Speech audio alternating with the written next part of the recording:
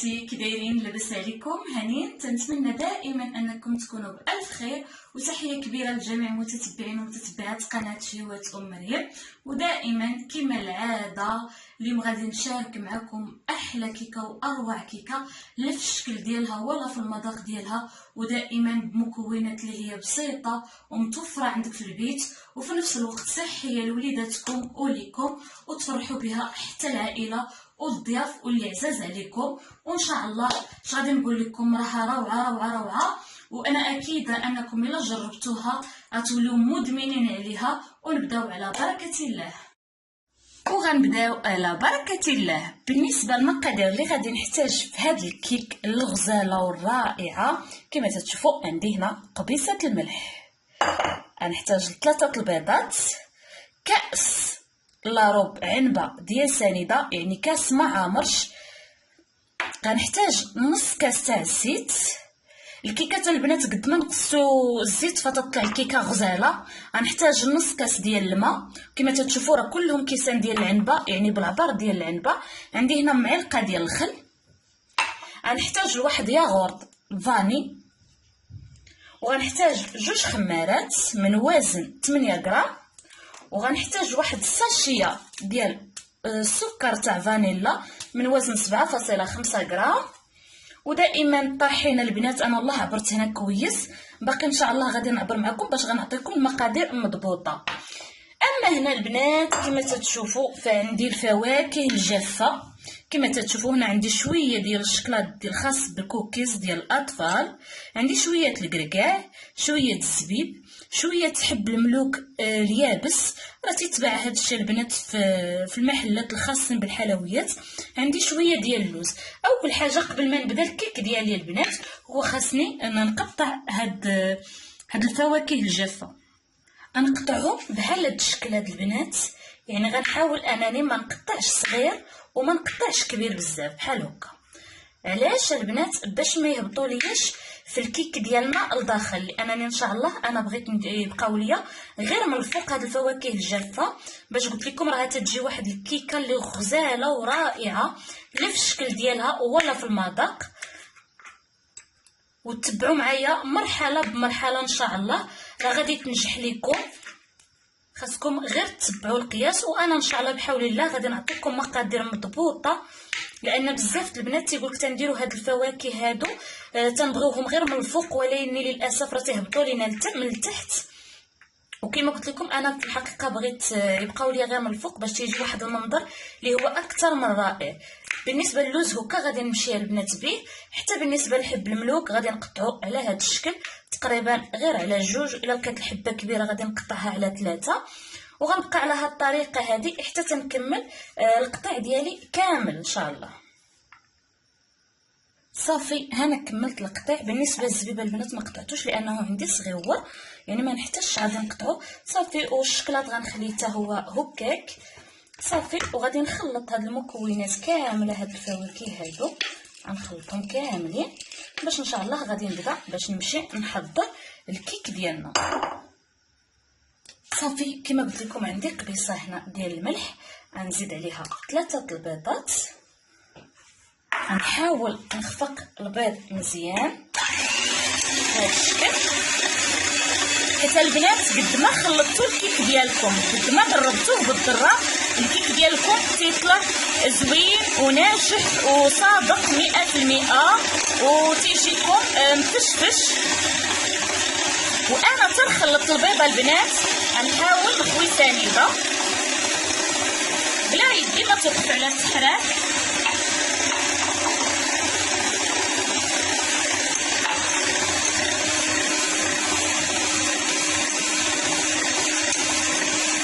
تشوفوا كل ما تيضاعف قد ما تتخلطوا تيضاعف الحجم ديال الخليط ديالكم ديال البيض.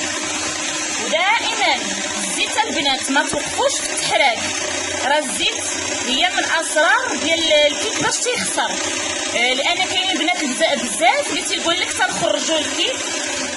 غنحبس البنات باش تسمعوني.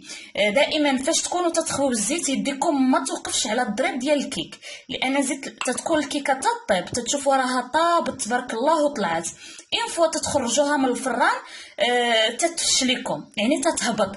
من هذا خطا من الزيت، يعني من تكونوا تدخلوا بالزيت تتكون يديكم حابسه على التحراك، لان الزيت هي اللي تتهبط البيض. فمن بعد فاش تدخلوا الكيك ديالكم تيطيب كي تتخرجوه تيتفشليكم. هادو مهم نصائح لنجاح الكيك، يعني انتوما تتخفقوا البيض بهذه الطريقه هذه والزيت تتخويوها.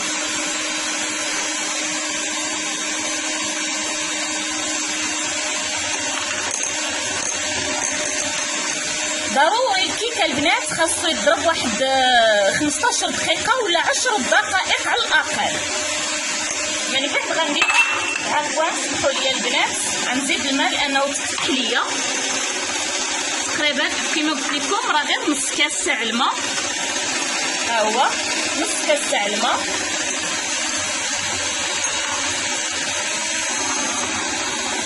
وغادي ندير الياغورت ديالي ديال فاني. صافي دابا غنحبس. صافي غنحبس باش نخوي الياغورت ديالي كامل. يعني انا تنقدم لكم واحد الكيك اللي هو زوين وفي نفس الوقت حتى الاسرار ديال النجاح ديالو. صافي غنعاود نحرك مزيان. بلا تسمحوا لي البنات غنعاود نحاول انني نخوي حتى هاد الساشيه ديال السكر فاني، ونحاول انني نحرك مزيان. صافي من بعد غنخوي معلقه ديال الخل والتحرك. دابا البنات غادي نخلطها غير واحد 2 دقائق. ملي غنخلط الخليط ديالي وغادي نحبس باش نحيد الخلاط. غادي نخدم ان شاء الله غير بالسطاتي ديالي. صافي كما تشوفوا البنات راه قبل ما تنبدا الكيك ديالي دائما تندهن المول. فاش غادي ندير؟ انا غندير ان شاء الله هذا المول اللي خاوي من الوسط، وفي نفس الوقت راني شعلت الفران. دابا غادي ندير الكاس الاول ديال الطحين وغادي نعاود الثاني. نورمالمون الكيكه اللي تتكون فيها السوائل قليله تتهز ليا 2 كيسان، اما هذه حيت فيها الياغورت وفيها نص كاس الماء فغادي تقدر تهز ليا اكثر ان شاء الله. وهذا الكاس الثاني غنعاود غنعبر غير كاس اخر، ولكن الكاس الثالث غنحاول ان شاء الله انا ما نخويش كامل البنات حتى نشوف الكيك ديالي شنو غيهز. صافي دائما بسطاتي من الفوق حتى لتحت. هاد الطريقه البنات من اسرار نجاح الكيك باش ما يهبط لكمش ان شاء الله في الفران. غير هاد الكيكه البنات اليوم راه غنحاول نثقلها شوي باش الفواكه الجافه ديالي ما تهبط لياش لتحت. كما تتشوفوا انا تنخلط وتنشوف انا الخليط ديالي باقي خفيف، يعني غادي نزيد واحد نص كويس ديال الطحين، نص، وغنحتفظ بالنص بلاتي. نحاول ندخل هاد الطحين مزيان ونخلط مزيان باش ما يبقى لياش الطحين مكركب. انا البنات الطحين راه عندي مغربل، فاللي ما عندهاش مغربل تحاول انها تبقى تغربل الطحين ديالها. انا تيكون الطحين قديم يقدر يكون فيه دودات، يقدر بزاف بخيخيشات، بزاف تاع الحوايج، ودائما يكون الطحين اللي من نوعيه مزيانه. نتوما في نفس الوقت انا تنخلط وتنشوف انا الخليط ديالي باقي شويه خفيف. هانتوما تتهزوا بهذا الشكل باش تحسوا بالخليط ديالكم كي داير. غنكمل هذا النص اللي باقي ليا غنكتفي، وانا بهذه الطريقه هذه من الفوق لتحت. صافي دابا غادي نحاول انني نخوي الخمارات كما قلت لكم 2 خمارات ان شاء الله.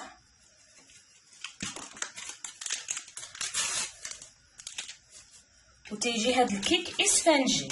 صافي دابا نحاول ندخل هاد الخمارات في الخليط مزيان ونرجع لكم. هانتوما كما تشوفوا حبيباتي يعني 3 الكيسان تاع العنبه اللي هزات لي هاد الكيك هذا. هانتوما انني دخلت الطحين والخمارات ضربه واحده يعني الكاس نصف كاس الاخر هو اللي ضفت معاه الخمارات. نتوما كما تشوفوا تيجي العجين ثقيل شوي، يعني ما ثقيل ما خفيف، بهذه الطريقه هذه. ودائما من الفوق لتحت، مع التكرار دائما تنقولها البنات. خاص الانسان يحتار من المقادير باش الا بغيتي الحاجه انها تصدق لك. صافي دابا غادي نجيب المول ديالي فاش غادي نطيب الكيك، وغنهز يدي الفوق ونفرغ الخليط كامل.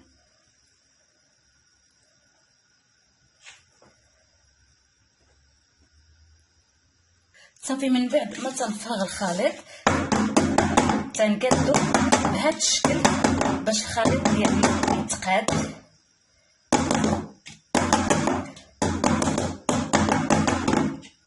صافي وغادي نحاول انني نخوي هاد الفواكه الجافه ديالي من الفوق، ندورها كامل على الكيك بهذا الشكل. صافي وغادي ندخلها ان شاء الله الفران طيب،